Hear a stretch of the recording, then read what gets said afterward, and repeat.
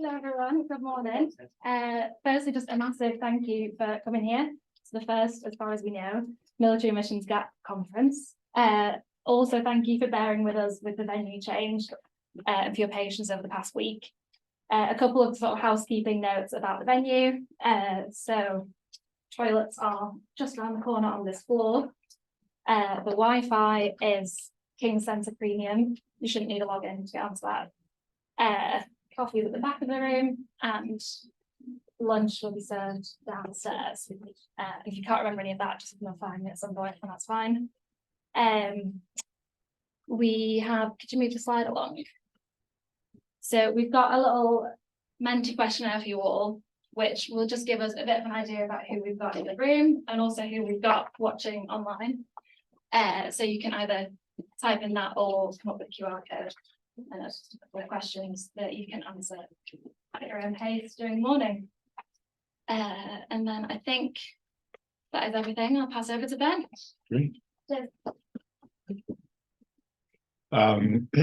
Thank you, Ellie. Thank you all for coming. This is a super exciting event. I'm really happy to be kicking this off.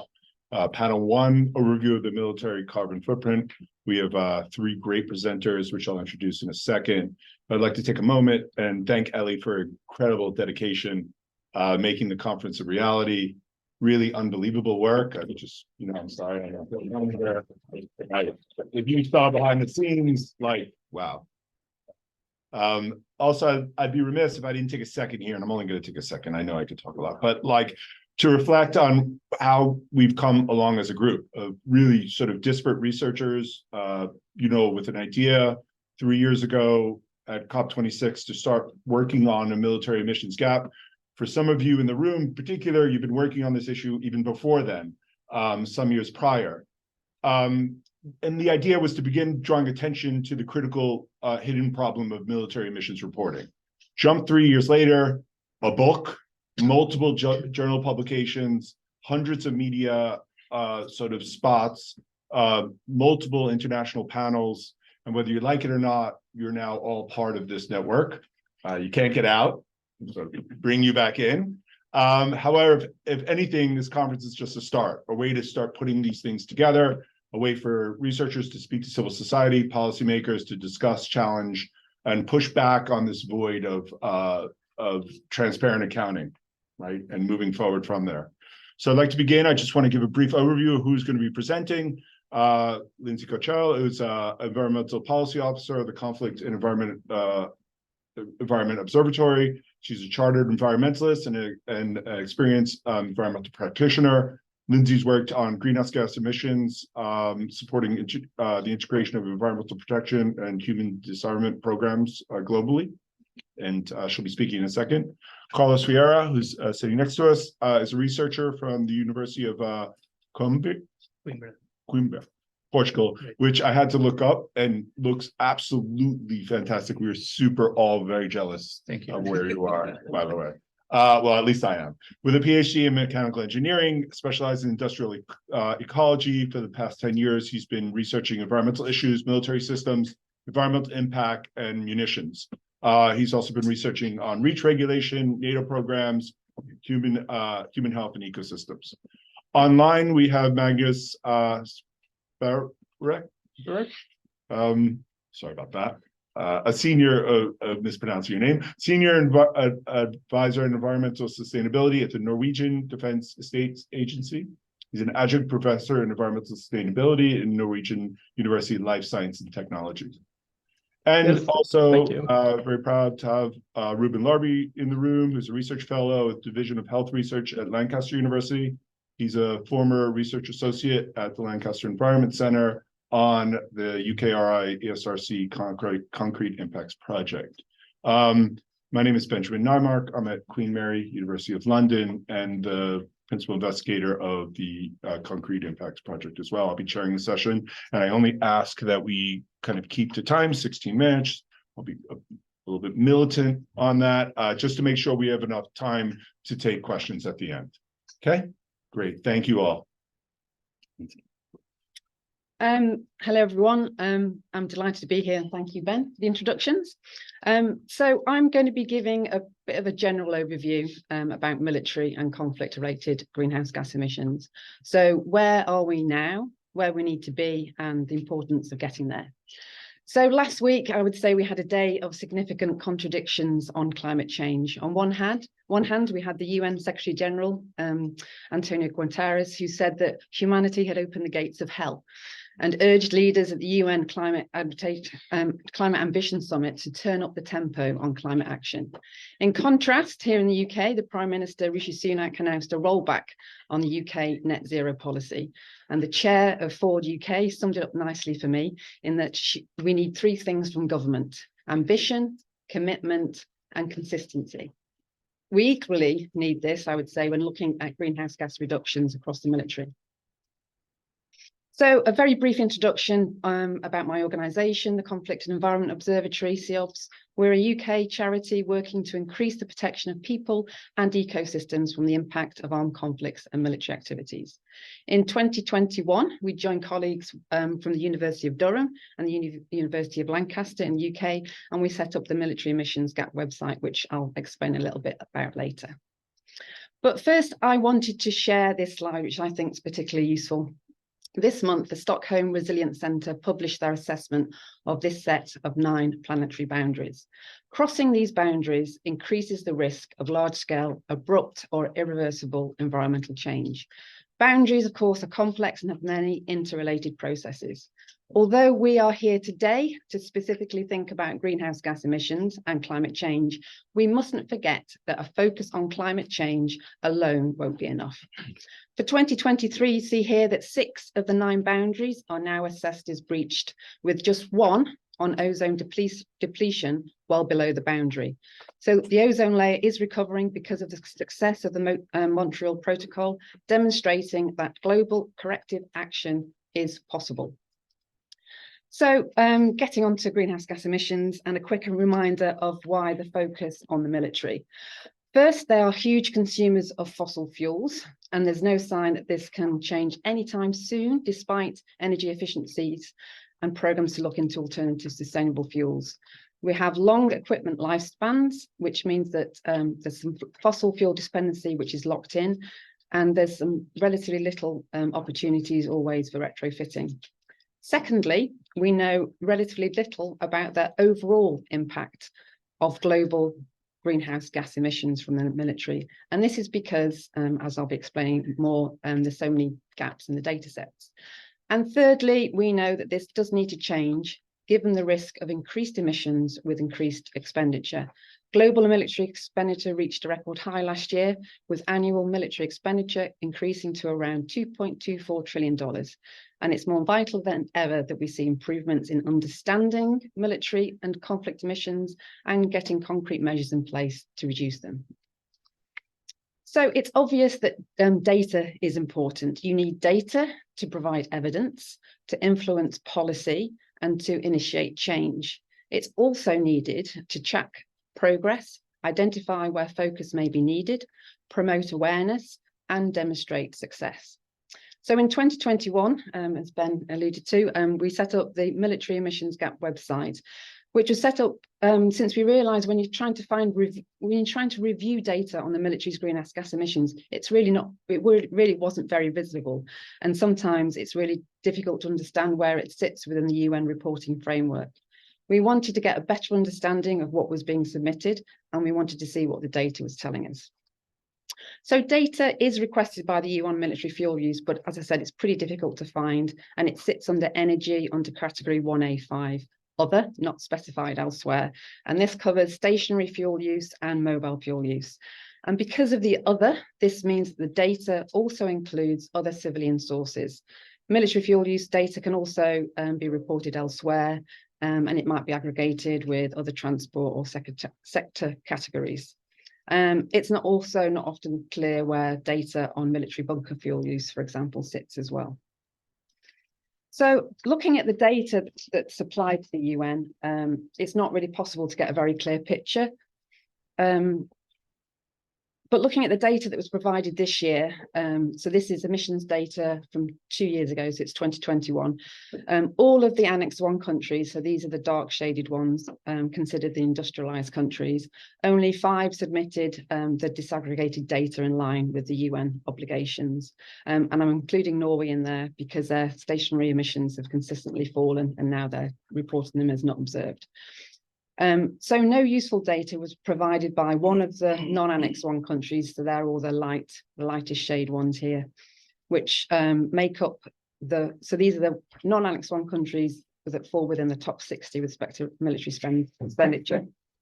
And these include some of the largest military expenditures like China, India, Saudi Arabia, South Korea, Israel, and Brazil. And they have a combined expenditure last year of $550 billion US. But what's the overall contribution and how can we estimate with such broad data sets? So you've seen the figure of 5.5, which was given in the preamble and the literature for this conference, which is from work led by colleagues at Scientists of Sustainable Responsibility.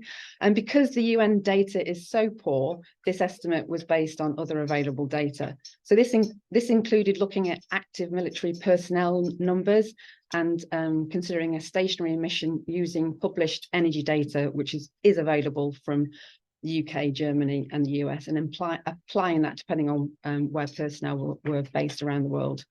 And then a ratio of stationary to mobile emissions was applied, and then a multiplier added to take into account emissions from the supply chain.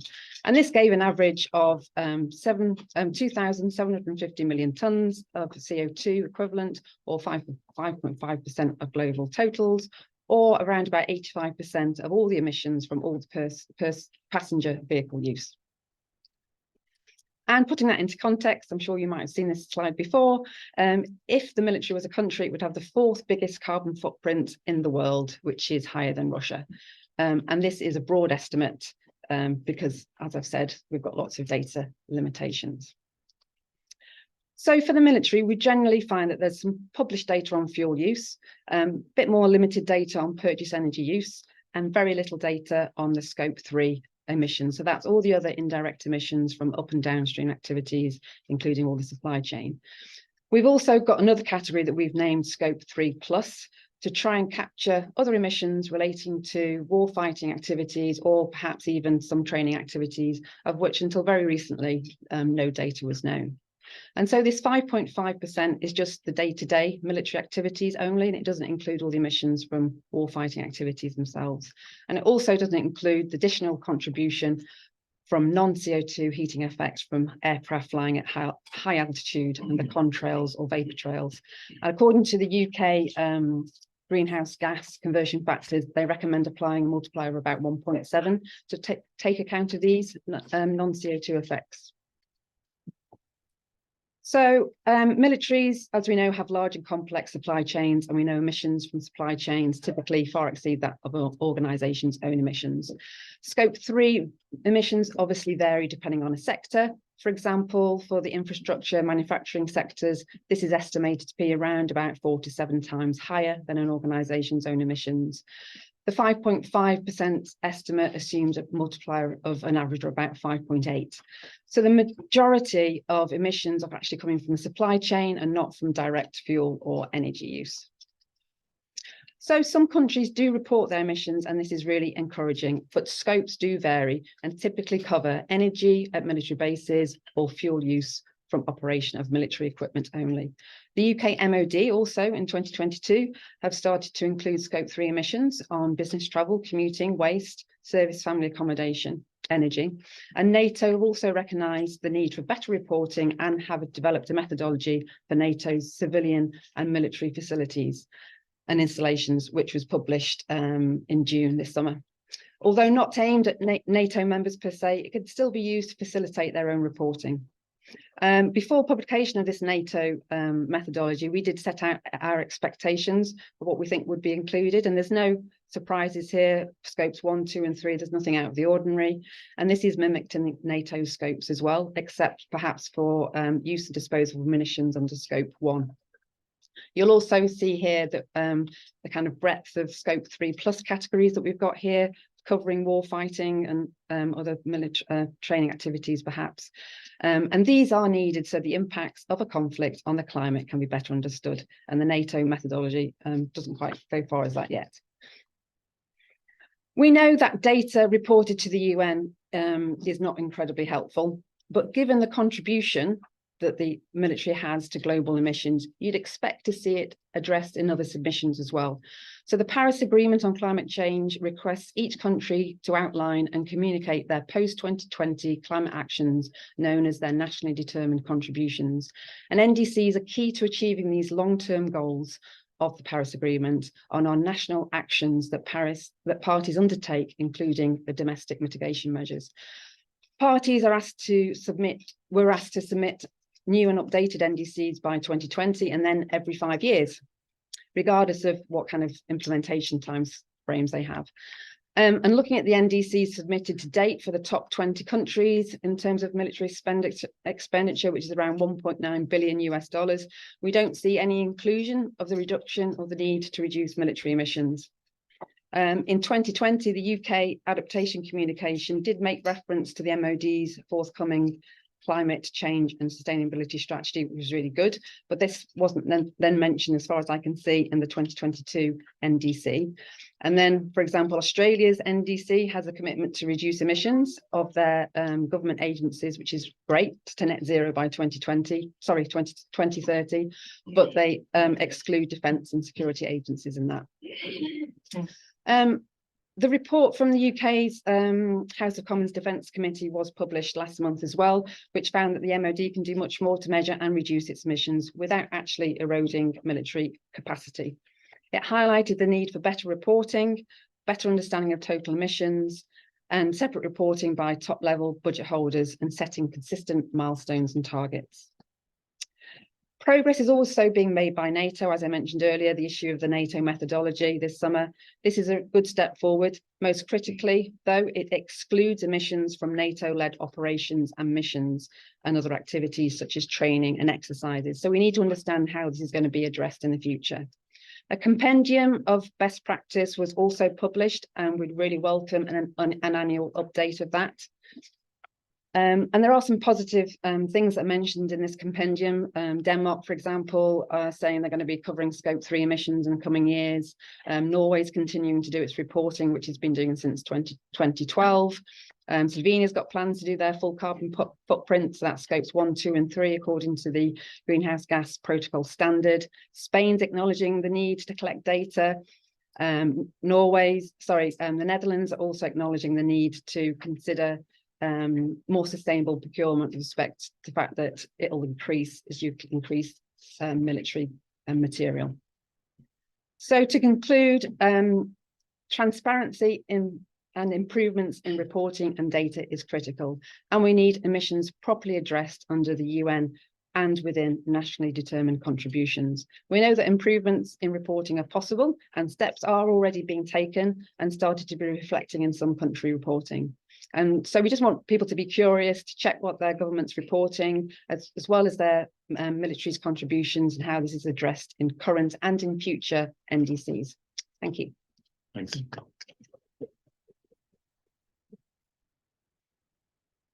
Super. Do we want to? You okay there? Yeah. Yeah. Okay. Great. We just wanted to change seats or Maybe it's better. yeah. That's good. Cover both. I just want to thank Linsey, a little special thank you for keeping till time.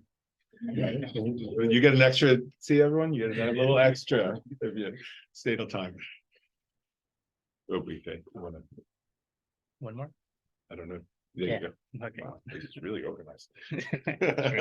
Wow. So that's our question. Yeah, sure. So good morning, everyone. Thank you for the invitation to be here and to present some of our experience or some of our work that we've been doing in the last around 10 years. As you can see in the title, we have been doing the environment assessment, most related with the weapon systems, mostly ammunitions, basically, and with this life cycle approach of life cycle assessment. But I will not go into detail about the methodology and all of that. So I just want to talk with all of you the struggles that we have mostly to obtain the data that we need to do this kind of assessments, and then some ways that we find to deal with these difficulties. So just very quick, just to present myself. So I forgot to say I'm Carlos, as already is presented. I'm a researcher in the ADAI, that is a research institute in the University of Coimbra, and basically I'm a bridge between two working groups. With one of them is the specialists in the energetic materials and the explosives. They deal with these phenomena and the chemical and the physical phenomena of explosives. And another group is related with basically the life cycle assessment and also the eco design, all of these methodologies that we have to quantify and try to measure the environmental impacts related with products and systems throughout the whole life cycle. So basically, these two groups are basically participating different NATO working groups and also in some EDA projects, the Environmental Defense Agency. And this is important just to tell you that it's because of these working groups and these projects that we have the opportunity to basically carry out all these assessments that we'll briefly present after. So it will not possible if you have if you don't have the knowledge basically from these other countries that share their knowledge with us, with Portugal, that it was possible to then, of course, they made the assessments that we have done.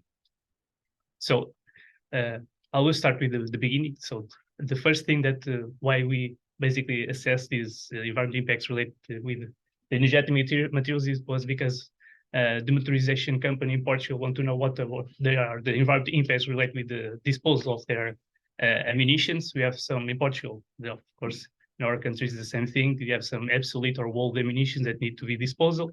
So, and they do this in the incineration kiln, and all the gases are treated, and they want to know what are the environmental impacts related with their process, basically. So in this case, it was easy. The data, or the primary data that we call, is directly given by the company. So we have all the data related to the energy and the materials that are used for the disposal of these ammunitions, and also the emissions in the end after the treatment of the gases. And basically, with this information, you can then calculate the impacts. We saw that most of the impacts were related with incineration. And as you can see, most of these impacts are associated with the energy requirements. So the use of electricity and propane that are used in the kiln and also to treat the gases. So probably it don't make sense to use so much energy to get rid of a product that also has a lot of energy content. So we try to find one way to not incinerate these materials and try to find another way to dispose of them. So one of the solutions that we find is the incorporation of these energetic materials in civil explosives, and then do the cold detonation of these materials. So instead of incinerating, we are using them for a new way of life. Basically, it's the down cycle, or as you can say, this is also a hot topic right now, is a circular economy approach. So in this case, it was also easy to get the data for the production of the civil explosive, because we had also to calculate the impacts related with the production of the civil explosive. And the company also provided us all the data. And again, it was very easy to get this data and to perform all the assessments. And then we compare 3 different ways to dispose of the ammunition. So the incineration, the valorization or the cold detonation in civil explosives, and also open detonation. As you can see, for the red and the blue bars, we have a trade-off between the incineration or the open detonation. So if you do the incineration, you have higher impacts for the environmental impact categories. One of them is the global warming, but you have less impacts for the human toxicity and the ecotoxicity, because the gases are treated. Instead, in open detonation, of course, everything is released without control. So you have this trade-off between global warming or human health. Of course, if you do the valorization, then we have potential benefits because you are avoiding incineration, avoiding the energy, and all of that. So this is just, as I tell you, this was the beginning, but then you want to go further. So you saw that there was a gap related with the weapon systems. So many companies and also research groups are doing these assessments or eco design, the environmental impact assessments related to the platforms, aircrafts or vehicles, or even protection gear, but not so much related with weapon systems. So the main motivation was to try to start to doing this for the production and use phase, also for the ammunitions. One of the motivations is because we use large amounts of these ammunitions in our own country, so we are contaminating our own our own countries. Right now is not the case because of the Ukrainian war, of course. So you are also using these large ammunition not just in training but also in war scenarios. Then also the production, as I will show you, also have significant impacts, and for the carbon footprint is one of the examples. And as I said, we have also the impacts of the human health, not just, we have also to protect your soldiers, of course. They are the first ones that are inhalating the fumes and all of that. So these are some of the motivations that give us the opportunity to try to do this also for the production use phase of the ammunitions. And as I said, we have done this because we have this collaboration with the NATO research groups and also the EDA projects. Now, so we have to, first of all, get the data, right? And as I said, for the previous example, for the motorization, it was easy to obtain the data because we have the direct relationship with that company. But if you want to do this for the production and use phase, it's not so simple, for the ammunition at least. So you have to create these databases, right? So we have some general databases, like EcoInvent is just one example, that already have the data related with inert materials, so metals and plastics, or whatever that you need, and also energy sources. But the injecting materials are not available in those databases, and most chemicals that are used also in the production of the injecting materials are also not available. So you have to create these databases. We try to create this information, these inventories. First of all, try to get the direct data, so the primary data or real data. If it's not possible, then we go to the literature. If it's not also possible to get this data, then we have to make some estimation or assumptions about this data. Just to tell you, of course, when you create these inventories, you usually use a mix of these approaches. So sometimes you have direct data related with energy, but you then don't have the data about the materials. So we have to do basically a mix of primary data, literature data, and some assumptions. And just to tell you, just as a footnote, in the beginning, I thought it was easier to get the data for the production of the injecting materials, but it's not the case. It's much easier to get the data related with the firing and the detonation emissions, because a lot of people are in research groups. They have just some examples over there, and reports measure this information. But for the production part of the injecting materials and ammunition, it's very difficult to obtain the data. Companies are not so, what can I say?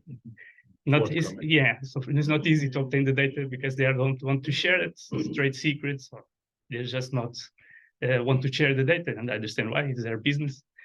So it's very difficult to obtain this data for the production of the energetic materials. So as I said, if you don't have the data related directly from these companies, what you do is literature data. We try to see some books or literature. And then if you don't have also that data, then you do this approach. This is a simple approach. So you try to do the stoichiometric calculations if you're doing the synthesis of a material with this efficiency. You also try use this consumption of electricity and heat that is the average value for the production of chemicals. And this, again, you also use like 0.2% of the volatile materials that you use that are volatile. You assume that they release into the air. Of course, this is a very, can I say, a very rough estimation, but at least we have something. But you just have to be aware, if you do these kind of assessments, you need to say everyone that we have this uncertainty of the data. So we are basing some assessment of environmental impacts, but you have to be very careful when you use this information, of course. And just a clarification question. You say per kilogram of material. So do you mean metals, chemicals, everything compounded? No, just this is just focused for chemicals. Okay. Because it's easier to obtain this information for metals than plastics. We already have that information in databases. The problem is the chemicals. Because we have a lot of chemicals. It's difficult to obtain the information for all the chemicals that exist in the world. So just with this creation of the inventories, I will just present two examples of what we have been done. The first one was we basically assess the environmental impacts related with the production and use phase of 155 millimeter is a large caliber ammunition. This is done in the, as I said, in the AVT group. So basically the specialists they develop these ammunition. It's not the real ammunition. It's just the typical probably ammunition that we have, and then we assess the impacts. So we don't have any real data for this. It's just literature data or assumptions, and then we assess the production and the use phase. And what we observed in this, and this is the same trend for the other examples that we will present, is for the environmental impact categories. Once again, as global warming, we have higher impacts related with the production of the ammunitions, and for the use phase, the most of the impacts are related with the emissions for the firing or the detonation of these ammunitions. But again, as I said, we have any real data related with these. It's just literature data and assumptions that we made to carry out the assessment. Again, as a footnote, the only exception was for eco design, in which the production of nitrocellulose has a higher impact because we are using fertilizers to cultivate the cotton. That also had an impact. Just to see that this methodology also see the background impact. It's not just the impacts really really directly with our product.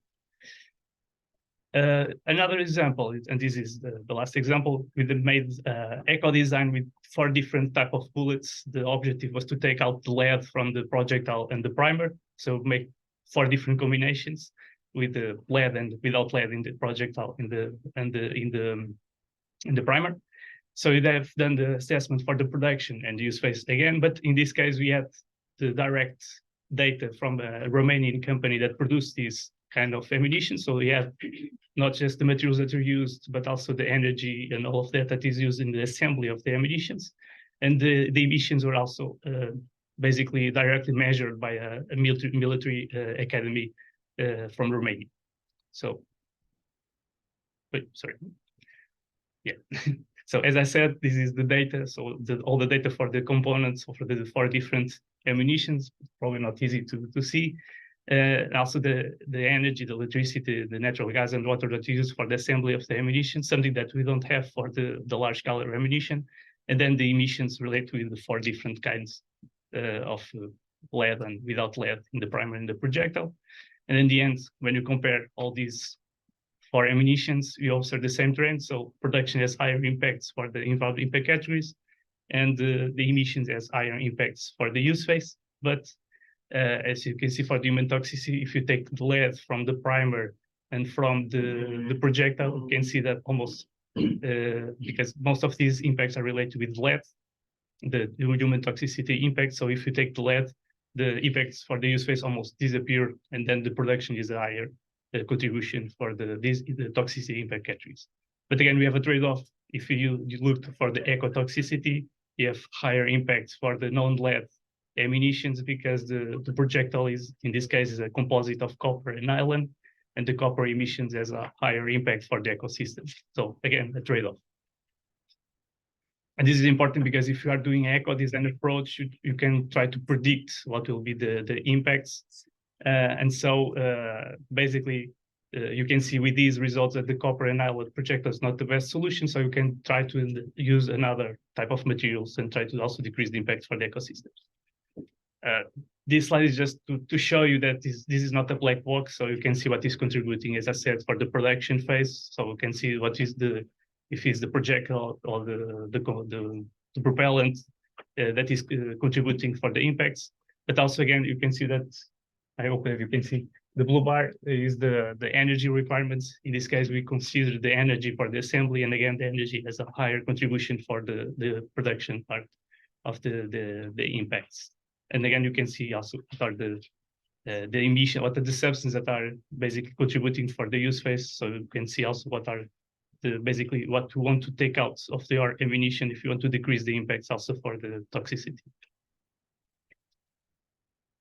Okay, so just to summarize this, as I said, just some examples that we have done. We have done this for more type of calibers, also 40 millimeter caliber ammunition. And you can see the same trend. So higher impacts for the production for the impact categories as global warming, and then higher impacts in the use phase for the human toxicity ecosystems. But again, what I want to highlight is that we just have done this and have done the possibility to create these inventories because we had the knowledge coming from the different people from the AVT groups and also for the EDA projects. So probably it will be more difficult to have done these type of assessments without their knowledge and that information that we don't have. So just to highlight, so basically we have created inventories for 20 energetic materials. We have some eco design of these systems because, as I said, we saw some gaps related with these weapon systems. And so right now we have some examples that can be used for them, just to again to say what we are doing right now. We also want to assess the indoor impacts related with the shooting practice. What are the effects in the human health of the soldiers? But I think the most important part is we are creating these database for the energetic materials to try to provide them then for the other people. This is a collaboration in the AVT supporting group between the University of Coimbra and the University of Edinburgh. You have done this work. This is also part of a incubation forum from the EDA. And next year, we'll probably release some data related with these inventories that are created just for the weapon systems. Because as I said, some eco design has already been developed for the platforms, but the weapon system is something that is missing. And I think is important because we are using these ammunitions for training, but also in real combat situations.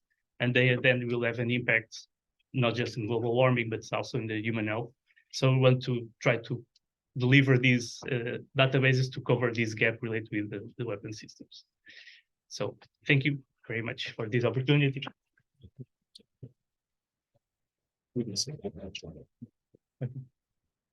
Thank you again. Yeah, another participant who is keeping the time. So yeah, thank you very much. It's been great, interesting work. Are we set up for? I think we are. You doing working that? I'll mute the microphone, turn the sound on the TV, and should work. Okay. So just tell me what I need to do again. You just speak and introduce Okay. the next speaker. Oh, great. Now? Yeah. Magnus, are you on? Yeah, I'm on, just checking. Do you hear me loud and All clear? right, well, Magnus, take it away. Okay, then you have the slides, I think.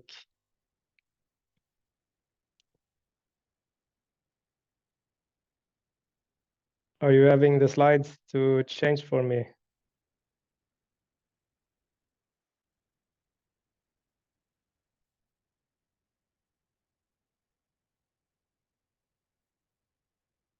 Thank you. Thank you for having this opportunity to present. I hope you hear me well. I'm, as mentioned before, work as a senior advisor at the Norwegian Defence Estates Agency and also as an adjunct professor at the Norwegian Technical University. So I'm presenting today on behalf of the NTNU part of my work. Go to the next one, please. So this work that I'm presenting is actually based on a master thesis on a student I supervised in 2017. And this is a life cycle assessment, and it's inspired by the CETAC unit framework on organizational LCA, which means that you look at the life cycle aspects from an organizational perspective. Go to the next. We have already heard from the previous speaker about life cycle analysis on the product level, and that means, as you probably are aware of, that you compile and evaluate all of the inputs and outputs and the environmental impacts of a product system through its life cycle. That's the definition in the ISO standard. And that means that you assess impacts from the cradle, from the production, during transportation, in the use phase, and also in the waste treatment. And when you associate this with an impact, you sort of aggregate impacts in different places. If the production occurs in one country and then use in another country, the LCA aggregates them, and also in time, and because you aggregate emissions that has happened during production and perhaps that will be happening in the future when the product goes to waste. So that is traditional. What I have done here, if you go to the next one, in the organizational perspective, you take the reporting organization. In this case, it's the Norwegian military sector, and that you have that as the basis, and you look at what are the emissions coming from the direct impacts of the reporting organization. And to a large extent, that corresponds quite well with the scope 1 emissions. We are also looking at what is coming into the organization, what's the upstream activities. In this case, it's the purchased energy, and it's all of these indirect scope 3 emissions, production of vehicles, ships, munition production, production of fuel, chemical, water, transportation, etc., business travels. And then you're supposed to look at what is the downstreams activities, what is the production of the Norwegian defense. And in this case, it's not very much in emission wise. We have put in that, okay, we produce a significant amount of waste that could be recycled into new products. So that is sort of a downstream activity. And also we produce in some cases treated water that is let out or co-used by the civil society. So most of our impacts, it's on the reporting organization or upstreams. And in this case, we also limit ourselves to the carbon emissions. In a complete organizational LCA, you should have all the impacts. But this is so comprehensive, so we had to limit to the CO2 emissions. Next one. Okay, so what we used, we had already, as mentioned, that we have a quite good environmental reporting. So we had quite a lot of process data to start with. So we, for example, fuel use for airplanes, we have that. We estimate the emissions from that, but we also estimate the emissions from production of the fuel itself, going back to refining, transport, and material. In addition, we estimated the emissions from manufacturing the airplanes. And here, as also mentioned before, there's large limitations. So we had no access to military data, but the databases have quite a lot of civilian data. So that means, for example, for a Hercules transporter, we used data for a Boeing 747, for example. So there are, of course, some limitations there. So we did this for all of the data that we had, like physical data for.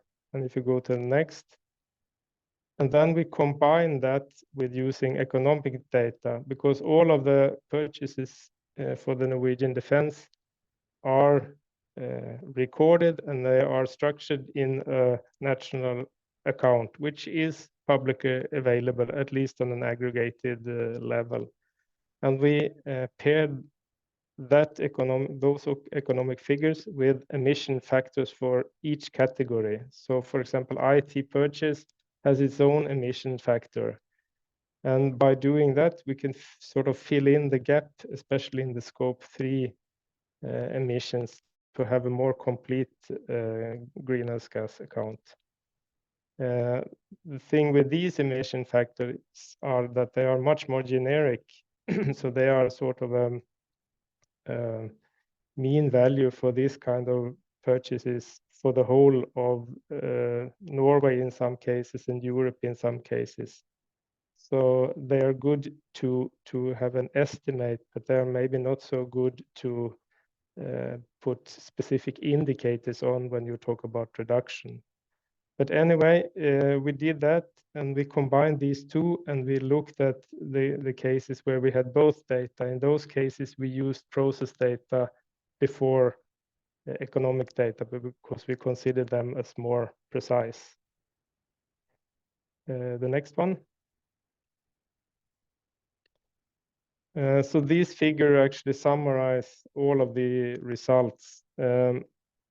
We have emissions coming from what we call military assets and systems. That is the largest part, 370,000 tons of CO2 equivalents annually. And that connects to all of the impacts from the direct military use. Fuel is the most important one, as you see the large green box, but it's also transportation, it's production of the vehicles, aircrafts, and other things.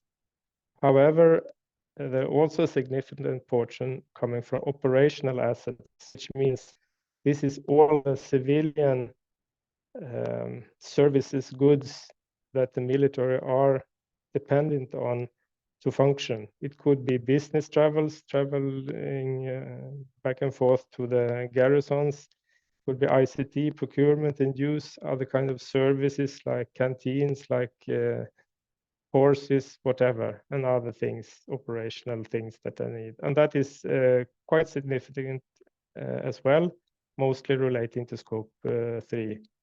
And then the final one is the building assets, which also quite large, 168,000 tons.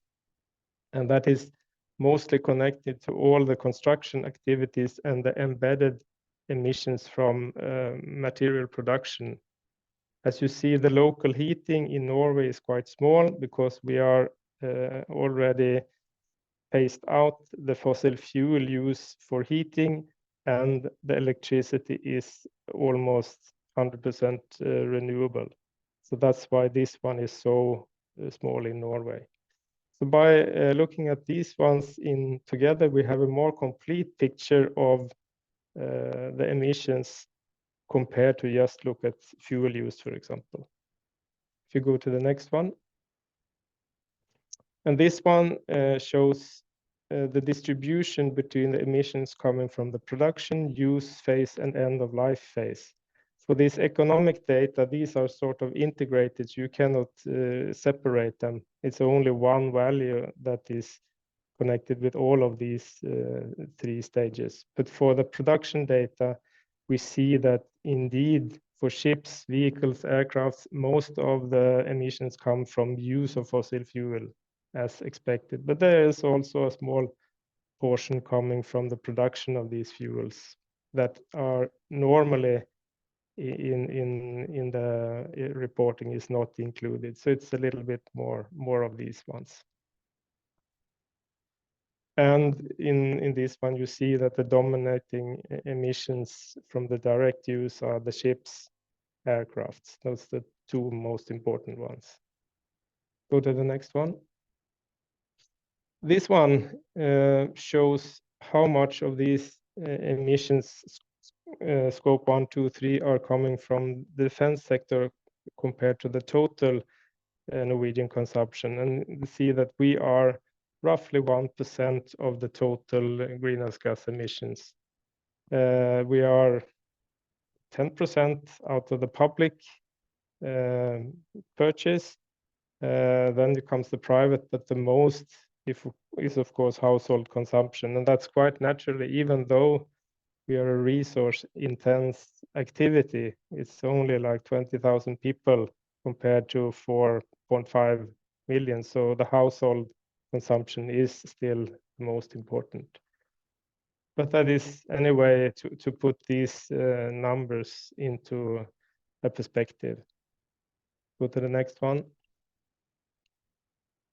So this was the first attempt to see if we can do something like this. So, and there are obviously limitations there. The first one is, of course, that in this case, we used military equipment that were already in use in the Norwegian defense, and we estimated production emissions from those one. But we could not have access to data, and we could not include what you call strategic military investments, things that are coming up and into the sector, because it's a bit difficult to allocate into them to a specific year. So this means that if these ones are included, the scope 3 would be probably much higher. The other one that is already mentioned is that there are few LCA processes for military equipment. So we solved it by making proxies of civilian equipment instead. And the final one that I already mentioned is that when you use this economic LCA, these these factors that you use, they are generic and they're not so suitable for a performance evaluation because they are sort of a mean value for all of these products within the geographic area that you're taking these data for. So if you want to make more precise scope 3 indicators, I think you in addition have to pick out certain data that you have processed data for, like for example travels or something like that. The next one.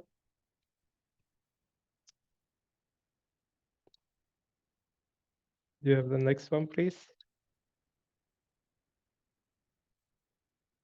Maybe it's hanging a little. I see you have it on the screen. So there it comes. Thank you. So what is happening today? This was a student work. Today in Norway for the first time for the figures in 2022, we have or the Norwegian Defence Research Establishment as the ones that are having the official environmental report for the defense. They've included the scope 3 in the official reporting for the first time. And these are the figures. They have back calculated it for a 5 years period. And you see that the scope 3 are the dominating emissions. We have scope 1 and very little of scope 2 due to the clean energy. So this also mean, of course, in reality that if you are looking at this in together, the thing of procurement and putting the environment requirements and greenhouse gas requirements on procurement becomes much more important and much more visible in the account. So that also can balance the focus between the direct and the indirect emissions. So I put a link here to it's unfortunately in Norwegian, but you can access this account on the website. It's publicly available. Go to the next one. Yeah, so for anyone that are interested in this, you can read the original publication from using this link or Google my name or something like that. So I hope that was an introduction to how we try to incorporate the scope 3 emissions into the Norwegian Defence environmental report and what system we used. Thank you very much.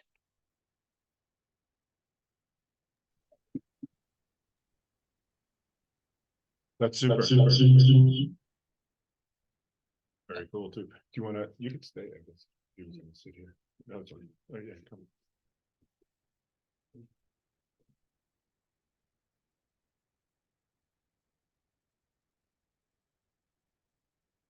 Good. Yeah. Okay. Well, thanks. Great. This has been super so far. We're gonna wrap this up with our last speaker, Reuben Larbi.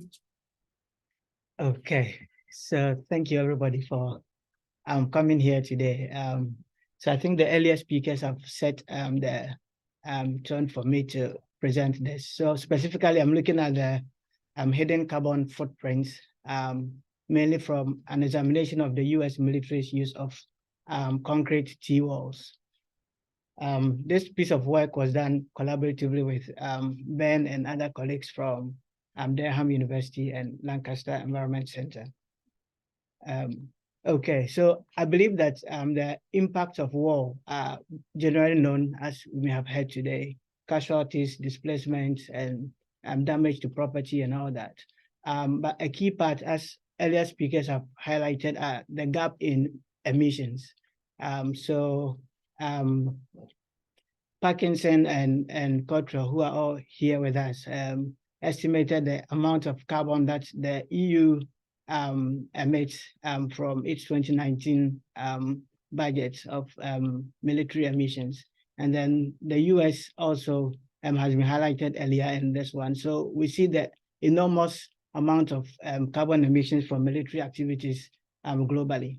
A key part of it is the specific element of the emissions which remain still underreported. So in this presentation, I'm going to highlight a very specific part of emissions, which is concrete use. Linsey mentioned a scope 3+ section of the emissions categorization, which I believe it's a very good thing to do, as often the emissions during wartime remain poorly reported and poorly captured. So this presentation is mainly to highlight that aspect of military emissions that usually go either unreported or poorly reported. So just to understand it better, we may ask, why should we worry about concrete? If we talk about military, we should talk about fuel and other production. So why should concrete be a problem? So concrete is the second most widely used material globally within the military and also the civilian sectors. And it has enormous embedded carbon. About 8% of total global carbon is from concrete use. And this is about 30 million tons annually. So both military and civilian use concrete highly. And in recent times, concrete has been a major component of modern warfare. From Afghanistan war to the West Bank to Iraq, we see concrete use greatly. So from the pictures, these are mainly taken from the Iraq war, the second Iraq war, where concrete barriers were used mainly for segregating communities and also as checkpoints. So just to provide some context, the concrete use was not entirely bad. It helped in the warfare in a way. So the US military used the concrete to segregate communities to prevent the two sectors, which were the Sunnis and the Shias, who were fighting each other, and it helped to contain the war to an extent. It was used to also do checkpoints to also prevent crime, and it had other socioeconomic impacts, which is not the focus for today, but just to give us an idea of what the concrete barriers were used for. Okay. So to start with, my colleagues have mentioned the enormous challenges with getting data in this particular regard. So the concrete barriers were used extensively, but how do we get data on how many of them were used and to what extent? We tried Freedom of Information Act requests from the US military, and the response was, we do not have the data. So how do we now proceed with doing this? It means that nobody can account for the emissions that the US military had done using these concrete barriers. So we had to fall on other methodologies. So the University of Columbia had done existing work by mapping all the concrete barriers in Baghdad. So we had to rely on that. So we used a tool to extract all the concrete barriers, and we had 402 kilometers of walls lined up across Baghdad, which is huge. So how do we now contain and tell how much carbon is embedded in all this? So we use lifecycle analysis methodologies to do this. And this, of course, was without uncertainties because of the limited data we had available. So just to give an idea, we were able to compute the number of barriers that were used, knowing the total length and also the average size of one concrete barrier. And then we were able to get the emission factors, as we mentioned earlier on, to get how much carbon is embodied in one segment of concrete wall. And that helped us to extrapolate to get the total carbon. Of course, there are uncertainties. So we did some simulations to be able to estimate how much uncertainties we may be talking about. So just to provide a little bit information, the military used 3 different types of concrete walls, so named after US states. So we see the Jersey, the Texas, and Alaska, which shows different sizes of the concrete barriers. So, and each of them has different amount of carbon that it embodies. So from this, we were trying to see what constituents of these materials produce a lot of carbon. And as we may probably aware already, cement, which is very carbon intensive material, and then steel and all that. So we're able to disaggregate this into the different components that contribute to the carbon and which of the walls embodies so much carbon. As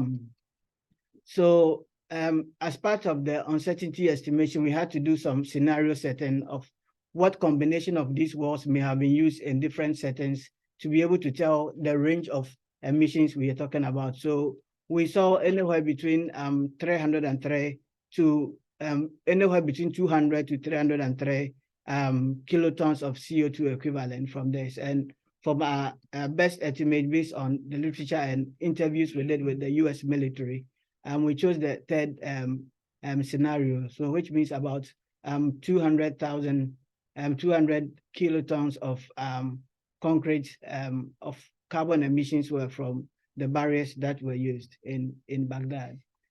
So in summary, we saw that the concrete barriers, which I showed earlier, we had about 412 kilometers of that in Baghdad alone, which is huge, from 2003 to 2008. And then this is about 0.2 million tons of carbon. If you want to compare this to other sectors of emissions, we will say it's about 43,000 cars, average size cars on the road for a year, and then comparable to maybe the total annual emission of a small island state. So it means that we cannot ignore this usually unreported sources of carbon. From existing literature, we know that the world militaries produce anywhere between 1% to 5% of global emissions. And so being able to understand all the different sources, as earlier speakers have mentioned, is very important. So what are we saying? We are saying that we need to get the science right. So we have seen earlier speakers trying to show how we can account for the carbon from cradle to graveyard.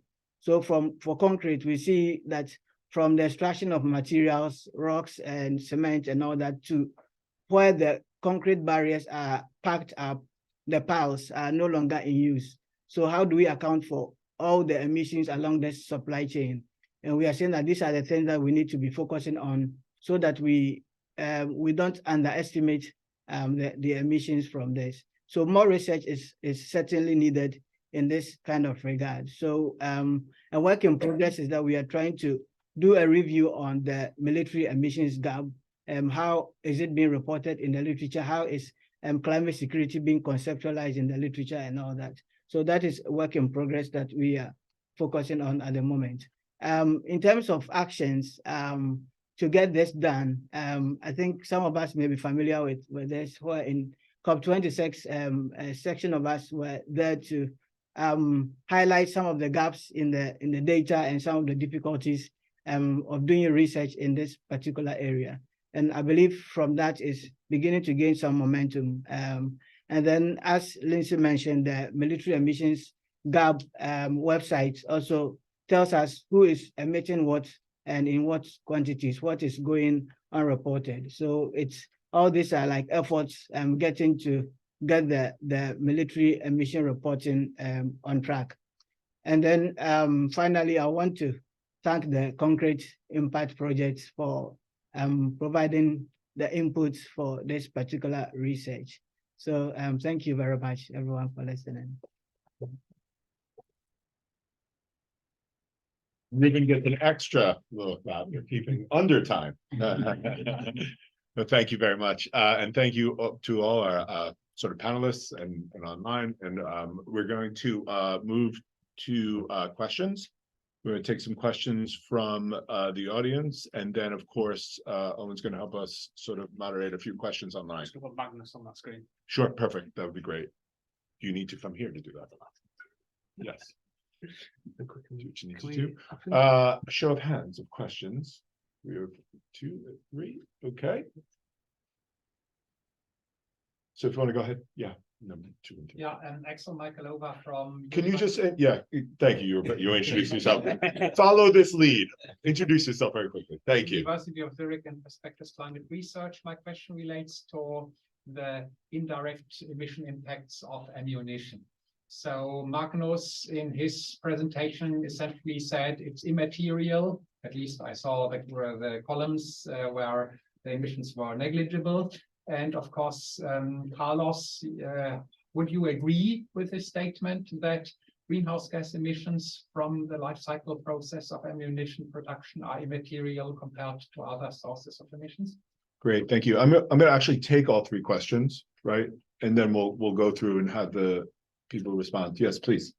Yeah, I was wondering, a lot of what was presented was trying to measure or get data from previous years or like this year, last few years.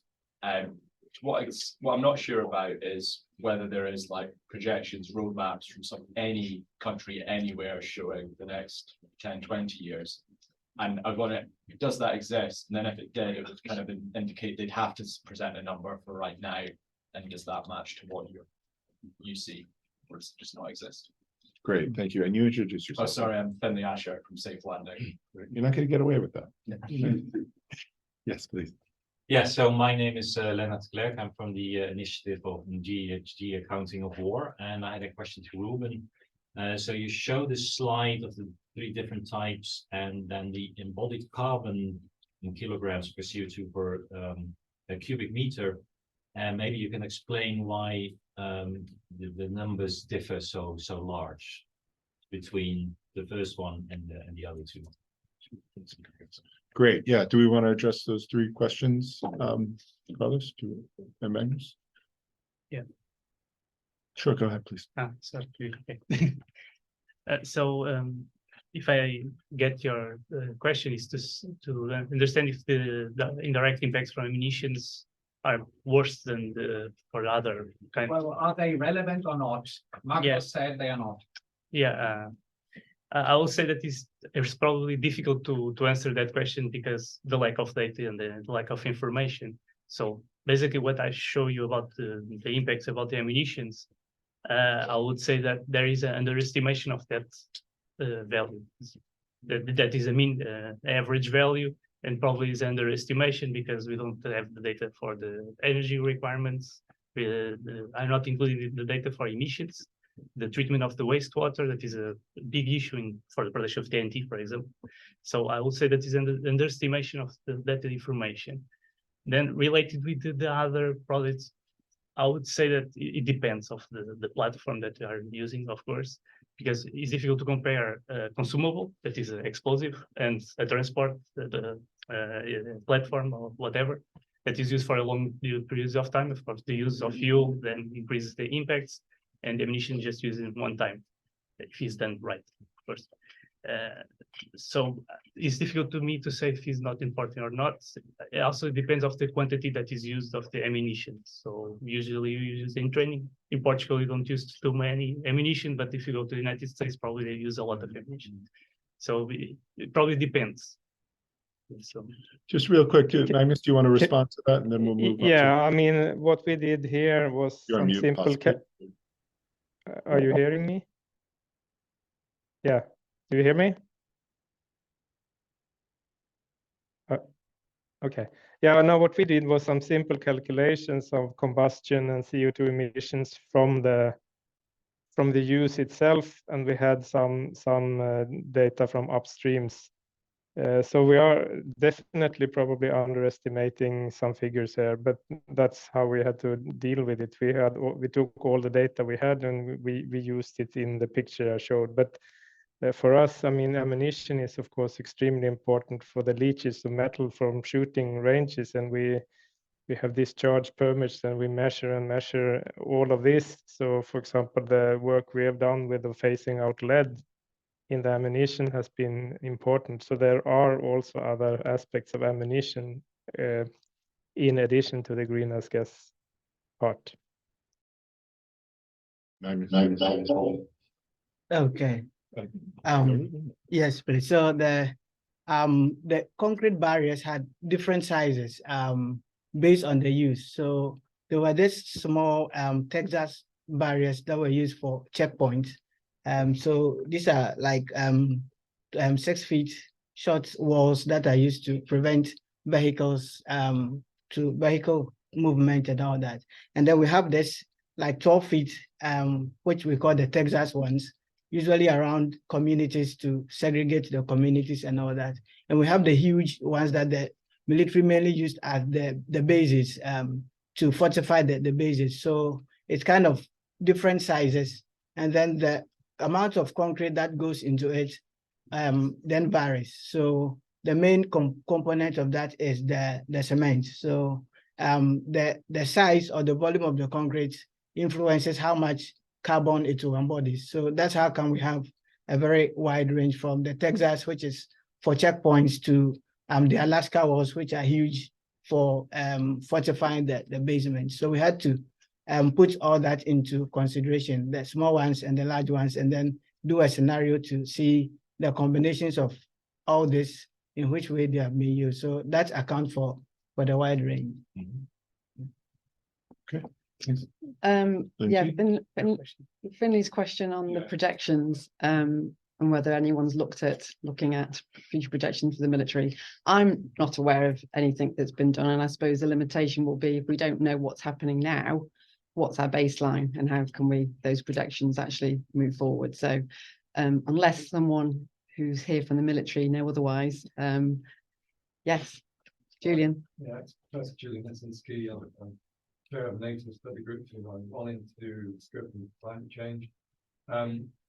There are plenty of systems and standards embedded for future systems that cover things like safety and performance, that are more complicated than the issues around climate change. So there's absolutely no problem to think of a standard that can be in place. There isn't one at present, but my study may well be proposing one by March of next year, and that will be along the lines of, if anybody's familiar with it, the software standard DO178, which is a safety and performance standard. And these are used by industry now. That should give you, just like we can predict how safe an airline is going to be, you should be able to predict just how dangerous a future system like this is. Thank you. Excellent.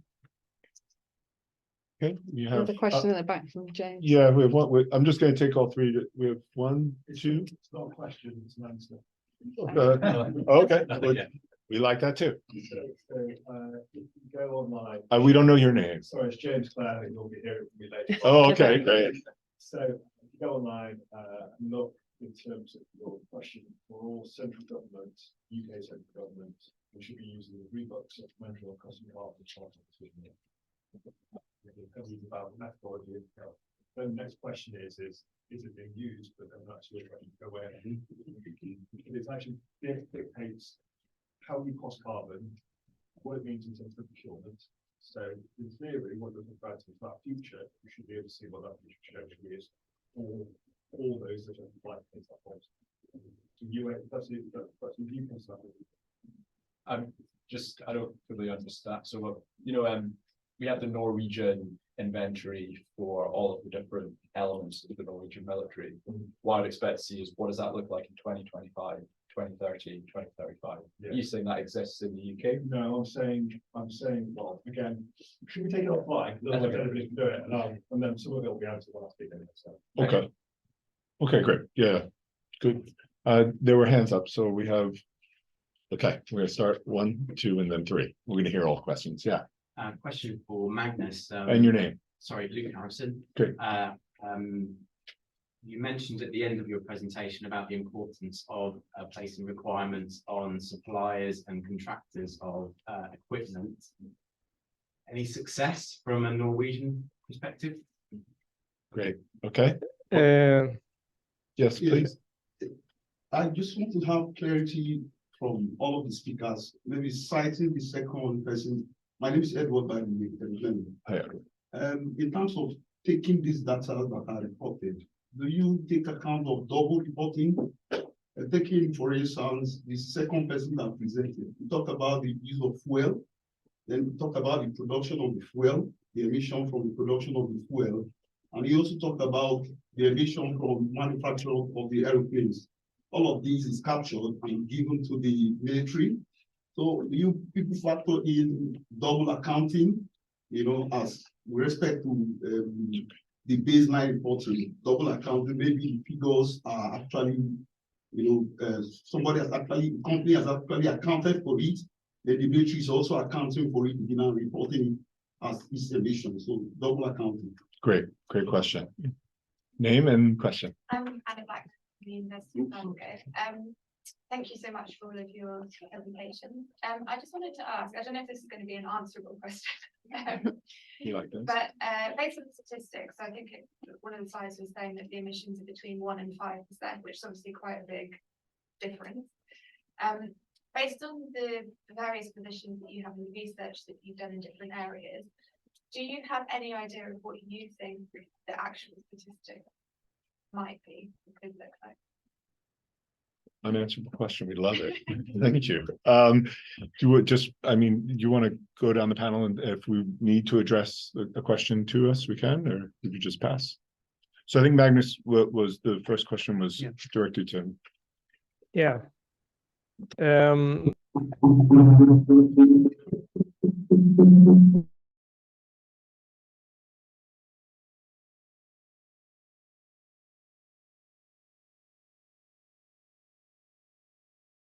So, okay, now, yeah, we have what we have done is that we have now an common environmental strategy for the whole defense sector, where we addressed procurement as a factor. We have also, from 1st of January, a more stringent requirements for public procurement, saying that we should take environmental considerations into all procurement.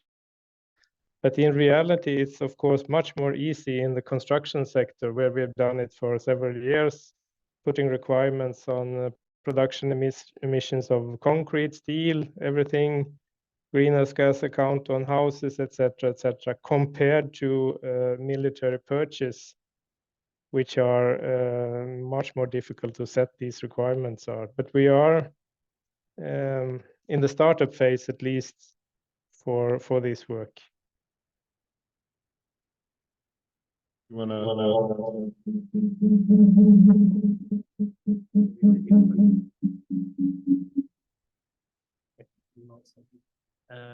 So I think it's about the double accounting, right? Yeah, we have to take that into account. So you can present all the data, the information, or the impact. It doesn't matter. All aggregated. In the end, you present this is the impacts for a platform, for example, for ammunition. Or you can separate and go to all the chain and present for each one of them, and then you can see in each part of the chain is the hotspots, let's say it. Okay, but you're not accounting two times the same thing. So you de-aggregate everything. I don't know if it's what you were asking for. Yeah. So yeah. Linsey, do you want to address how much emissions we actually are? Yeah, the question about whether it's 1%, whether it's 5%. Well, this is exactly the problem we have, is that the estimate that was done on the 5.5, that's like the average, and the range was between 3 and maybe as high as 7%. So, the whole point is that the data that's being presented internationally is just not there, because the UN hasn't got the strong enough framework for it to be accounted through that way. So what other mechanisms do we have? We have very little opportunity. So that is why we need to get everyone together to help support this data collection side, because, go back to my point about the importance of that data to support the policy change and reduction changes. Quick. So I don't have questions. Okay. Just wait. Hold on one second. I just want to make sure that Reuben has it. Did you have a chance to respond to the questions being asked? Yeah, I think it's mainly relating to what Linsey has said. So I think that when interpreting it, it's good to put the assumptions that were done into perspective, so we can know on what basis we are reporting the figures. So I think that's important part. So in our paper, we have outlined what assumptions we have made to arrive at the figure. And I think all the other papers that have reported on this have done that. So that gives us an overview of what figures we have and what we could not estimate because of data unavailability. Great. Thank you, Reuben. We'll take one more round of questions. And maybe we'll add a question onto that round, which is we're harvesting from online. Remember, we have a very large online community, actually. Yes, please. So, James Clare, I'm interested actually, and it links to what Reuben was saying, is how much of the military emissions gap is a military emissions gap, and how much is a gap in international reportable emissions? That's a great question. Great. Other questions in the room? Okay. I have my own question. Okay. So Owen? So Owen Derbyshire from SEOPS. So in Magnus's presentation, he showed basically most of the fuel use was in the use of ships and planes. He also mentioned how we are limited by the emissions factors that we have. So he's using 747 emission factors for an aircraft carrier. But it seems to me a lot of the uncertainty is in that aeroplane use section. So I was just wondering what work is going on to actually properly characterize the emissions factors of greenhouse gases, but also short-lived climate forces from different aircraft in different operating conditions. Because that's something that could be done relatively straightforwardly by the Air Force or whoever else. So it's a question to the kind of military people. Great. I'm going to take up the third slot with my chair role and actually take advantage of it for a second with a question and a comment too. What I've been noticing across this panel in particular is a lot of sort of researchers that are being quite nimble, right? They're flexible, being able to like sort of navigate what is a really difficult terrain of like data gaps, right? And being able to sort of work around them, and they're sort of learning from that process of being, being as exact and not double counting and making sure that we're being accurate and whatnot. And there's of course a learning process. It'd be great, maybe you don't have to respond now, but like throughout the day on how difficult that process is in terms and frustrating, and how you overcome that. Maybe a bit of self-reflection. And the second thing is, I just have to note, are we okay with green like bullets? Right, like it was just a question to Carlos, just to know, right? Like, I mean, it's a conundrum, right? Like sure, like we want less lead, but do we also kind of want to sort of question the sort of rest? And on that, and the perverse indicator is that like because they're green and sustainable, we're going to get a bit more data. That's what links back to my first, right? Because they're like wanting to present actually what's in the bullet. So, okay, sorry, it was just something I had to get off my chest. So I think, did we have a question from Magnus? Yeah, there wasn't any particular ones from online. I mean, I guess the main thing was a comment from Paul Rushton, who's saying, happy to note on behalf of NATO that there will be updates to the compendium of best practices and continuing refinements to the greenhouse gas methodology. That's your great. Oh, great. And if we just want to get a quick response to these questions, Linsey. I think, yeah, James's point about the question is it a military emissions gap or on international reporting? I think it is both, obviously. Some militaries, we do know, countries are doing country reporting. It's not necessarily getting there on the international stage. The UN doesn't allow that level of detail to be provided, so that's why it's so difficult to get an understanding overall, and having to claw and pull bits from here and bits from there. But yeah, some countries are doing very well. We've obviously heard about Norway's been doing it for many years as well, and I've got a wider scope than many. And as I've said, yeah, UK MOD have expanded theirs. US do a bit of scope 3 as well. It's all there and it's all getting there, but we need that. It's all about accountability, isn't it? It's fine if the militaries are doing internal reporting, but we need accountability and transparency for us in civil society, so we understand where carbon budgets sit, because that's how you can accept the decision to what you're going to accept to society as well. I think that's very important that we have that overall transparency of what reporting is being done where. Great. Okay, yeah, so I want to highlight or mention the emission during wartime, which it's usually what remain like huge underreported. So our work, we couldn't take the full length of the life cycle of the blast walls because of data deficit. So because the wall was not planned, the acquisition of the concrete T-walls were also not planned. So some were imported, some were produced locally and all that. So when you want to now compute the emissions from this, it's now difficult because data is not available and it's all that. So I think that like going forward, we need to, in developing the framework, emission during like wartime and all that needs to be taken into account so we can have like proper accounting of all military emissions. Thanks, Reuben. Was there a question for Magnus directly, or? There was one I answered in the. Oh, okay, yeah, please. Yeah, go ahead, please. From University. Yeah. My question is just regarding this last comment of your colleague, because it's difficult to assess and measure the impacts of military operations. But I was just wondering about the forms on how to compensate that after, if it's being held into account, particularly because of the use of emissions and the scalability of operations that are quite not very predictable. So this sort of post effects, if they are taken into account. Okay. If I just want to clarify and understand, the compensate in what way? So compensate the After the military operations are deployed. right. Okay. Compensation for damage? Yeah. Okay. I think we'll touch a little bit on that in the panel 3. In panel 3, sure. Yeah, Talk we're not later. the experts on that. They're amongst you. Yeah, no, so for sure we're gonna be touching base on that. I think we have. Do you want to ask a question? Two comments. Yeah, sure. So we have time for about comments. David Collins, I'm from the Reuben Abolition Law and Veterans Dispute.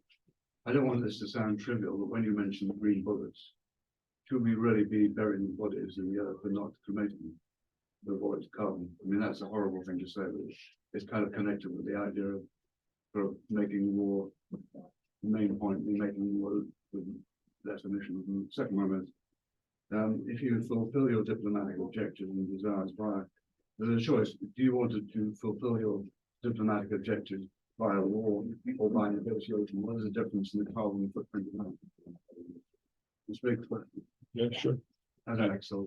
Yeah, and the part of this panel is to open up to big questions that we could address during the day, for sure. Thank you so much. One last. Here we go. Everyone's waking up now. We have about a minute. And so I'm just going to take one question in the back.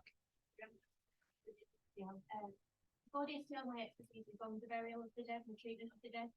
The heat that would be required for that, the carbon that would be required is absolutely overwhelming. And I also think it's a real humanitarian thing to remove that liberty from personnel to use what happens to their dead, which is actually important. Okay. Thank you. That was a quick one, so I'm gonna go over here. I'm sorry, I'm literally we're brushing up to time. Yeah. I just think that there's a clear understanding that we need more data and we need to publicize it.